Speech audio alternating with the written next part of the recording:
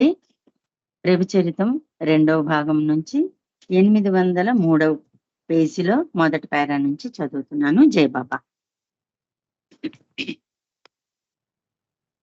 Avatar Meher బాబాకి జై. 4 అడుగుల వెడల్పు, 7 అడుగుల పొడవుతో టేబుల్ క్యాబిన్, ఒక పెద్ద బల్ల తను చెప్పిన కొలతల ప్రకారం చేయాలని అజోబాను ఆదేశించారు బాబా. ఆ టేబుల్ క్యాబిన్ ను మొదట పోస్టాఫీస్ భవంతి దగ్గరగా ఉంచిన అక్టోబర్ 4వ తేదీన జోపిడీకి ఎదురుగా ఉన్న వేప చెట్టు కిందకు మార్చారు. ఒక్క మనిషి కూర్చునేందుకు వీలుగా చోటు ఉండేట్లు ఆ టేబుల్ క్యాబిన్ ను తయారు చేశారు. బాబా ఆసనాన్ని టేబుల్ క్యాబిన్ పక్కనే ఉంచారు. ఆ బల్లకు ఒకవైపుగా తిరగలిని ఉంచారు. ప్రతిరోజు బాబా తన తమ్ముడు జాల్తో పాటు అక్కడ పిండి విసిరేవాడు. ఈ సమయంలో బాబా తన పుస్తకంలో ఏం రాశారో ఎవరికీ చెప్పలేదు. ఎవరిని ఆ పుస్తకంలో ఏముందో చూడనిచ్చేవారు కాదు బాబా. 13 జూలైన వ్రాయడం ప్రారంభించిన పుస్తకం బాబా చేసిన ఒక రహస్య కార్యక్రమం. ఆ పుస్తకాన్ని జోపిడీలోనే ప్రారంభించారు. పొద్దున్నే ఆ పుస్తకం రాసే కార్యక్రమం పెట్టుకున్నా అప్పుడప్పుడు తను చూడవలసిన బాధ్యతలన్నింటినీ ముగించుకొని జోపిడీలో కొద్దిసేపు విశ్రాంతి తీసుకొని మరలా ఆ పుస్తకం రాయటానికి ఉపక్రమించేవారు బాబా. అక్టోబర్ 11వ తేదీ 1925వ సంవత్సరం ఆదివారం నాడు ఉదయం పూట అంగల్ ప్లేడర్ పురాణ పఠనం ముగిసిన తరువాత మధ్యాహ్నం గ్రామంలో బాబాకు మండలి వారికి తేనీరు, తీపి పదార్థాలతో విందు ఏర్పాటు చేయబడింది.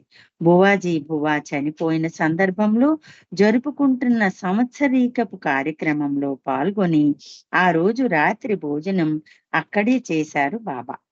ఆరంగావ్ నుండి తిరిగి వచ్చాక జోబిడీకి బదులు టేబుల్ క్యాబిన్ లో ఉన్న ఇరుకైన ప్రదేశంలో ఆ రాత్రి గడిపారు.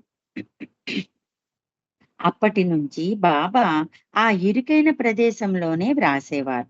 తన మకాంను టేబుల్ క్యాబిన్ ను కూర్చున్న తర్వాత బాబా ఉపవాసం ప్రారంభించారు.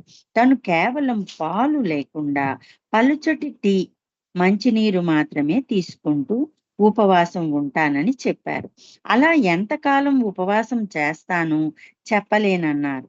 ఎవ్వరూ ఆ బల్ల దగ్గరకు రాకూడదని ఆంక్ష విధించారు బాబా. ఆటపాటలకు ఇక సమయం కేటాయించలేనని చెప్పారు. అక్టోబర్ 16న 40 నుండి 50 మంది దాకా ఉన్న మండలి సభ్యుల జాబితాను తయారు చేసి వారందరినీ 24 గంటల సేపు నీళ్లు, పలుచటి టీ తీసుకుంటూ ఉపవాసం ఉండమని బాబా ఆదేశించారు. మరునాడు హిందువులకు పవిత్ర దినమైన దీపాల పండుగ మరియు నూతన సంవత్సర దినము దీపావళి జరుపుకున్నారు. ఉదయాన బాబా మండలికి పిల్లలకు మిఠాయిలు పంచిపెట్టారు. అలా మండలి వారి ఉపవాస దీక్షను విరమింపచేశారు. గుల్మాయి చెప్పిన టపాసులను పిల్లలకు పంచిపెట్టారు. బాబా పలుచటి బట్టతో చేసిన సాద్రా వేసుకొని ఉండగా స్త్రీ పురుష మండలి బాబాకు మంగళ స్నానాలు చేయించారు. ప్రతి ఒక్కరూ ఒక చెంబు గోరువెచ్చటి నీటిని బాబా మీద పోశారు. బాబా దర్శనం కోసం వచ్చిన వారికి కూడా బాబా చరణాలను కడిగే అరుదైన అదృష్టం కలిగింది. సుగంధ గంధాలను, సువాసనలు వెదజల్లే సబ్బుల కొరకు పెద్ద మొత్తంతోనే ఖర్చు చేశారు. ఒక్కొక్కరు బాబా పాదాలు కడుగుతూ ఉంటే పక్కన మంగళ వాయిద్యాలను మ్రోగించారు. బాబా మీద నీరు పోస్తూ స్నానాలు వేయిస్తున్న వారికి ఆనందంగా ఉన్నా ఆ పరిస్థితి బాబాకు మాత్రం సంకటంగానే ఉంది. తన ప్రేమికుల తృప్తి కోసం బాబా ఆ తతంగాన్ని కానిచ్చారు. స్నానం అయిన తరువాత పూజ, హారతి కార్యక్రమాలు జరిపి పురాణాల్లోంచి కొన్ని ఘట్టాలు చదివి వినిపించారు. 6 రోజుల పాటు పానీయాలతో ఉపవాసం చేసిన బాబా ఆ రోజు కొద్దిగా ఆహారం తీసుకొని తన ఉపవాస దీక్ష యొక్క ముఖ్య ఉద్దేశాన్ని వివరించారు. ఒక ప్రత్యేకమైన ఆధ్యాత్మిక కార్యం కోసం ఈ ఉపవాసం అవసరమైందని బాబా చెప్పారు.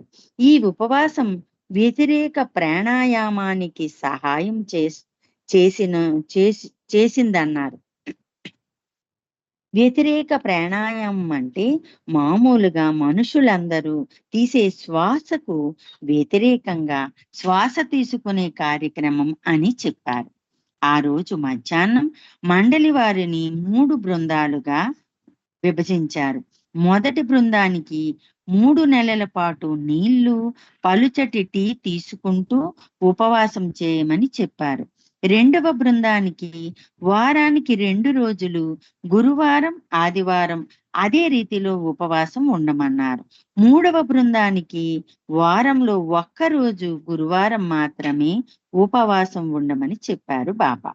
2 రోజులు జరిపే దీపావళి వేడుకల్లో ఒకరోజు బాబా హఠాత్తుగా తనకు భజన గీతాలకు బదులుగా ఉపన్యాసాలు వినాలని ఉందని చెప్పి 17 మందిని ఎంచుకున్నారు.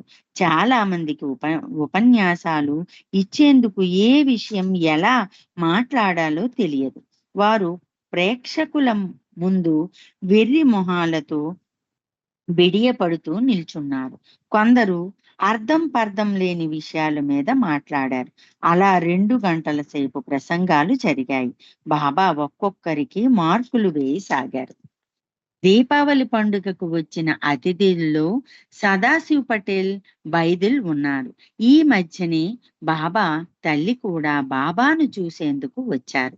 జనవరి నెలలో మెహరాబాదుకు వచ్చినప్పటి నుండి గత 9 మాసాలుగా బాబా గడ్డం గీసుకోలేదు. అక్టోబర్ 21న ముంబై నివాసి అయిన గంగారాం అనే క్షురకుడు మంజిల్ ఈమీం నుండి వచ్చాడు.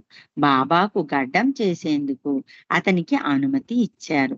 మంజిల్ ఈమీంలో ఉండే రక్షకుడు కాశీనాథ్ కూడా ఆ రోజే వచ్చాడు. కొన్ని సంవత్సరాలకు ముందు అతను బాబా ఆజ్ఞలను ఉల్లంఘించాడు. అప్పుడు బాబా అతనిని అలా విధేయత చూపుతూ పోతే కుష్ఠరోగం వస్తుందని బాబా హెచ్చరించారు. మెహరాబాదు వచ్చినప్పుడు అతనిని చూసిన మండలి వారు ఆశ్చర్యపోయారు. అతనిప్పుడు కుష్ఠిరోగి. బాబా చెప్పిన వినకుండా అవిధేయత చూపినందుకు క్షమించమని కాశీనాథు వేడుకున్నాడు. క్షమించానన్నట్లు బాబా సైగ చేశారు. తన వ్యాధిని నయం చేయమని కాశీనాథు కన్నీళ్లతో బాబాను వేడుకున్నాడు. బాబా అతనిని ఓదారుస్తూ, నేను నిన్ను క్షమించాను. నా క్షమ లభించాక నీకు ఈ వ్యాధి వరం లాంటిది. ఈ బాధని సహించు, నీకు మేలు జరుగుతుంది అని అన్నారు బాబా. ఆ రోజు నుండి అతను మరణించే వరకు 5 సంవత్సరాలు కాశీనాథు మెహరాబాదులోనే ఉన్నాడు. పూనా నుండి వచ్చిన హరిజన సేవకుడు బహదూర్ అంటే బాబాకు ప్రేమ. చక్కని భజన గీతాలు వ్రాసే బహదూర్ మెహరాబాదుకు తరచూ వస్తూ ఉండేవారు. 1922వ సంవత్సరం పూనాలోని గుడిసెలో బాబా ఉన్నప్పుడు బహదూర్ భజన గేయాలు వ్రాసి బాబా సమక్షంలో పాడేవారు. ఇప్పుడు మెహరాబాదులో కూడా బాబా సమక్షంలో పాటలు పాడాడు. బాబా అతని మీద ఎంతగానో ప్రేమను ప్రదర్శించారు. అతన్ని తన పక్కనే కూర్చోపెట్టుకొని, కొత్తగా ఏమైనా వ్రాసావా? అయితే నా కోసం వాటిని పాడు అని అడిగేవారు. తన కొత్తగా వ్రాసిన వాటిని బాబాకు వినిపించేందుకు బహదూర్ కూడా సంతోషంగా ముందుకు వచ్చేవాడు. అక్టోబర్ 22వ తేదీ రాత్రి గుస్తాజీ ఆపదను సూచిస్తూ గట్టిగా విజల్ ఊదాడు. పురుష మండలి అందరూ కర్రలు పట్టుకొని వారి వారి ఇళ్ల నుండి బయటకు వచ్చారు. విషయం ఏమిటని గుస్తాజీని అడిగితే, పెద్ద విషయం ఏమీ కాదు. నిద్రపోతున్న ఒక ఆమె మీద నుండి ఎలుక వెళితే భయంతో ఆమె కేకలు వేయటం ప్రారంభించింది. ఆ కేకలు విని నేను విజల్ ఊదాను అని చెప్పాడు గుస్తాజీ. అందరూ నవ్వేశారు. ఏదో ప్రమాదం అనుకున్న విషయం కాస్త వినోదంగా మారిపోయింది. రాత్రిపూట కాపలా కాసే బాధ్యతను వంతుల వారీగా నిర్వహించేవారు. మెహరాబాదులో ఉండిపోవాలని వచ్చిన గులాబ్ షాకు ఆ బాధ్యత వచ్చింది. అతనికి జగన్ సహాయకారిగా ఉంటూ రాత్రి కాపలా ఉండేవాడు. ఒకరోజు రాత్రి కాపలా ఉంటూ జగన్ నిద్రపోయాడు. అది చూసిన గులాబ్ షాకు కోపం వచ్చింది. అంతగా నిద్ర వస్తుంటే కళ్ళలో కారం పెట్టుకో అన్నాడు. ఆ మరునాడు రాత్రి జగన్ నిజంగానే నిద్రను ఆపుకునేందుకు కళ్ళలో కారం అంటించుకున్నాడు. ఆ తరువాత బాధను తట్టుకోలేక గట్టిగా ఏడుస్తూ బాధతో విలవిల్లాడాడు. జగన్ ఏడుపు విని బాబా వచ్చి స్వయంగా చల్లని నీళ్లతో జగన్ కళ్ళు తుడిచారు. అయినా జగన్కు కళ్ళ మంటలు, ఉబ్బరం తగ్గడానికి చాలా రోజులు పట్టింది. 6 రోజుల ఉపవాసం తరువాత బాబా అప్పుడప్పుడు కొద్ది కొద్దిగా ఆహారం తీసుకునేవారు. మిగతా సమయంలో పూర్తి నిరాహారంగా ఉండేవారు. ఆ సమయంలో అజోబా బాబా గురించి తన డైరీలో ఇలా వ్రాసుకున్నాడు. బాబా ఎప్పటిలాగానే ఎంతో తాజాగా హుషారుగా కనిపించేవారు. ఉదయం పూట బాబా అందరికీ దూరంగా ఉంటూ టేబుల్ క్యాబిన్లో కూర్చొని వ్రాసుకుంటూ ఉండేవారు. రాత్రి వేళ అందరూ నిద్రపోతున్నప్పుడు హజరత్ బాబాజాన్ స్కూల్ వరండాలో తన దగ్గరగా కిరోసిన్ లాంతర్ పెట్టుకొని ఒక చిన్న బల్లపైన ఆ లాంతర్ వెలుగుతూ తన రచనా వ్యాసంగాన్ని కొనసాగించేవారు.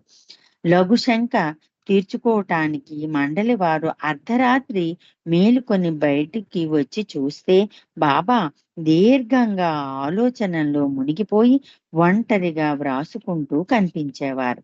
ఆ రోజులలో ఒకసారి ధనవంతుడైన ఒక వార్తా పత్రికాధిక ప్రతికాధిపతి బాబా దర్శనం కోసం వచ్చారు. అతను మెహరాబాదులో జరుగుతున్న కార్యక్రమాలు చూసి ముగ్ధుడయి ఆర్థిక సహాయం అందిస్తానని ముందుకు వచ్చాడు. అయితే అతని అభ్యర్థన త్రోసిపుచ్చుతూ బాబా పలక మీద ఇలా వ్రాసి చూపించారు. నేనొక ఫకీరుని. డబ్బుని నేనేం చేసుకోను. భగవంతుడొక్కడు చాలు మాకు. అతని వద్ద నుండి ఏ విధమైన ధన సహాయాన్ని అంగీకరించబోడని బాబా నిష్కర్షగా చెప్పేశారు. హిందువులు పండుగ పండుగ ది పండుగ దినాల్లో బాబా స్నాన కార్యక్రమాన్ని అర్జున్ సుపేకర్ ఖరారు చేసేవాడు. వందలాది మంది వచ్చి భక్తిపూర్వకంగా బాబా మీద ఒక్కొక్కరు తలా ఒక చెంబు గోరువెచ్చని నీటిలో పోసేవారు. అక్టోబరు 31వ తేదీ నుండి నిండు పున్నమి రోజు కావడంతో ఆ పర్వదినాన్ని పురస్కరించుకొని స్నాన కార్యక్రమాన్ని అర్జున్ ఏర్పాటు చేశాడు. బాబా చిరునవ్వుతో ఆ కార్యక్రమంలో పాలు పంచుకున్నారు. ఆ కార్యక్రమం అయిన తరువాత బాబా అర్జున్ సుపేకర్ను మళ్ళీ మళ్ళీ అలాంటి కార్యక్రమంలో పాల్గొనమని నన్ను ఒత్తిడి చేయకు. క్రితం జరిగిన మంగళ స్నానాల తతంగం నుండి నాకు దగ్గు జలుబు పట్టుకున్నాయి అని తీవ్రంగా మందలించారు బాబా. రుస్తుం ఫ్రీని వారిద్దరి సంతానం. రుస్తుం తల్లిదండ్రులు ఖుస్రూ క్వార్టర్స్ లో ఉండేవారు. వారు ఈ మధ్యనే బాగు చేసిన ఫ్యామిలీ క్వార్టర్స్ లోని ఒక భాగానికి మారారు. నవంబర్ 8 ఆదివారం నాడు జరిగిన గృహప్రవేశం వేడుకలకు బాబా మండలి వారు హాజరయ్యారు. 1925వ సంవత్సరం నవంబర్ నెల తొలి రోజుల్లో కొందరు రైతులు బాబా వద్దకు వచ్చి వానలు కురిపించమని వేడుకొన్నారు. అప్పుడు వారికి త్రాగునీరు కొరత చాలా తీవ్రంగా ఉంది. అంతేకాక ఆ కరువు ఇంకా కొన్నాళ్ళు కొనసాగితే వారి పంటలు పాడైపోతాయనే భయం కూడా వారికుంది. వారిని సహనంతో ఉండమని బాబా చెప్పారు. నవంబర్ 10వ తేదీన రోజంతా ఎడతెగని పనులలో అలసిపోయి టేబుల్ క్యాబిన్ వద్ద బాబా మండలి వారితో సంభాషిస్తూ ఉన్న సమయంలో గ్రామస్తులు మళ్ళీ వచ్చారు. వారు మళ్ళీ బాబాను వానలు కురిపించమని వేడుకున్నారు. ఉపాసిని మహారాజు హారతి పాడిన తరువాత బాబా వారిని ఒక గొయ్యి తవ్వమని చెప్పారు. ధ్వని వెలిగించమని చెప్పారు. రాత్రి 11 గంటలకు ధ్వని వెలిగించారు. అప్పుడు బాబా ఆ గ్రామస్తులతో ఇలా అన్నారు: మీ ప్రార్థనలను భగవంతుడు ఆలకించాడు. ఇక ఇళ్లకు తిరిగి వెళ్ళిపోండి. అంతవరకు ఆకాశంలో ఒక్క మేఘం కూడా లేకపోయినా ధ్వని వెలిగించిన గంట సేపటికి ధారాపాతంగా వర్షం పడింది. ఆ వర్షం దాదాపు 15 గంటలు అలా కురుస్తూనే ఉంది. గ్రామస్తుల పంటకు నష్టం తప్పిపోయింది. మరునాటి ఉదయం బాబా మండలిలో ప్రతి ఒక్కరిని ధుని మీద ఒక గేయం వ్రాయమన్నారు. మధ్యాహ్నం తరువాత స్కూలు మూసివేశారు. ఆ సమయంలో గేయాలని గట్టిగా చదివి వినిపించారు. రుస్తుంకు ప్రథమ బహుమతి, పాద్రికి ద్వితీయ బహుమతి, పండోబాకి 3వ బహుమతి, కిషన్ మాస్టారుకు 4వ బహుమతి వచ్చింది. జాల్ కూడా చక్కటి గేయం రాశాడు. అందరూ అతనిని అభినందించారు. ప్రతి ఒక్కరూ తమకు తాము పెద్ద కవినైపోయినట్టుగా మరీ కవితలను చదివి వినిపించారు. ఆ గేయాలు వింటూ ఉంటే ఆహ్లాదంగా ఉంది.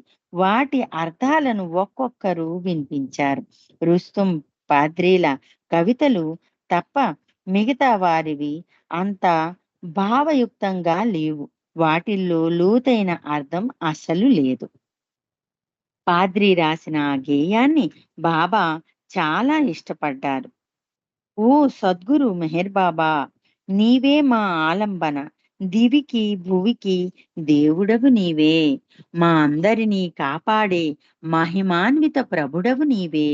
ఈ 20వ శతాబ్దంలో 1925వ సంవత్సరంలో లోకంలోని దుష్ట శక్తులన్నీ నశింపబడతాయని ప్రకటించావు. ఆ తేదీ దశకం, మాసం ఏకాదశి 11, సంవత్సరం ఏకావింశతి ద్వాదశ పంచకం 1925, రాత్రి 10 గంటల 30 నిమిషాలు. నీ ప్రేమికులను చేర పిలిచావు. ధుని వెలిగించమని చేశావు. సన్నాహాలను సమీకరించుకొని నీ కుటీర సన్నిధి చేరుకున్నావు. ఋషి, ముని, జనహితుడా, ధుని వెలిగించాము. అస్మదీయ అంతరంగం ఆలోచనలలో నిండిపోయింది. లవలేశమైన అవగతం కాలేదు. చావు పుట్టుకల వలయంలో బహుదుఃఖంలో బాధపడ్డాము. ప్రకృతి చేతిలో గాయపడ్డాము. నువ్వు రక్షిస్తావని మాత్రం తెలుసు. మా ఆత్మలను రక్షించేందుకు శక్తియుతుడవైన సద్గురువు మా జీవితాల్లో ప్రవేశించాడు. మా పాపాలను దహించేందుకే ధుని వెలిగి ధుని వెలిగిందని గ్రహించాము. ప్రియతముడు ధుని వెలిగించాడు. ఎందుకంటే మా కర్మ భారం చేత. ఓ ధుని, నీకింకా ఏదో లోతైన అర్థం ఉంది. అది నా జ్ఞానానికి అతీతంగా ఉంది. సైలర్ ఈ కింద గేయం రాశారు. అయ్యలారా, అమ్మలారా, నేను చెప్పే మాటలు ఆలకించండి అతి జాగ్రత్తగా. నిన్న రాత్రి ధుని వెలిగించాము. ఆ వెనుక కుంభవృష్టి కురిసింది. పరమ పరమహంసలు ఇష్టపడేది ధుని వెలిగించటం. అది వారి అలవాటు. వివరించి చెప్పటం చాలా కష్టం. అంతా నీ మహిమ. ఇప్పుడు మీ అనుమతితో నేను సెలవు తీసుకుంటాను. ఈ ఇంతకన్నా వివరించి చెప్పలేను. జీవితంలో మొదటిసారిగా గేయం రాశానని సైలర్ చెప్పుకుంటున్నాడు.